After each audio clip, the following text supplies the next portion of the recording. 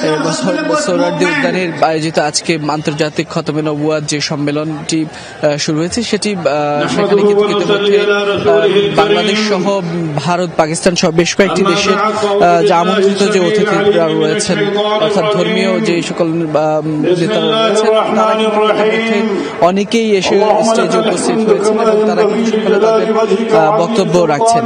মূলত আজকের এই যে আন্তর্জাতিক খতমে নবুয়াত সম্মেলন, মহাসম্মেলন চলছে, সেটি কিন্তু একটি দাবিতে সেই সম্মেলনটি অনুষ্ঠিত হচ্ছে, যেটি হচ্ছে কাদিয়ানীদেরকে রাষ্ট্রীয়ভাবে অমুসলিম ঘোষণার করার দাবিতেই মূলত তাদের আজকের এই সম্মেলন। সেই সম্মেলনে কিন্তু সকল দলের, সকল ইসলামিক দল, ইসলামিক ঘরানার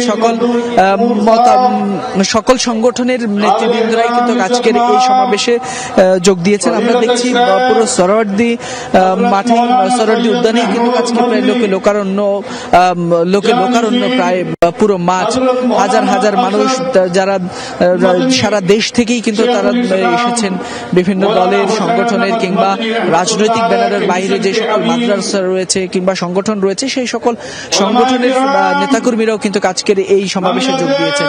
এর পাশাপাশি যদি বলি বাংলাদেশের সবচেয়ে বড় অরাজনৈতিক সংগঠন, ধর্মীয় দিক থেকে যদি বলি হেফাজতে ইসলামের আমির এখানে আজকে উপস্থিত হবেন। তার পাশাপাশি কিন্তু আজকে প্রধান অতিথি হিসেবে পাকিস্তান থেকে আগত হযরত মাওলানা ফজলুর রহমান সাহেব হয়তো কিছুক্ষণের মধ্যে স্টেজে আসবেন এবং যার বক্তব্য শোনার জন্য মূলত আজকে হাজার হাজার মানুষজন এখানে এসে উপস্থিত হয়েছেন।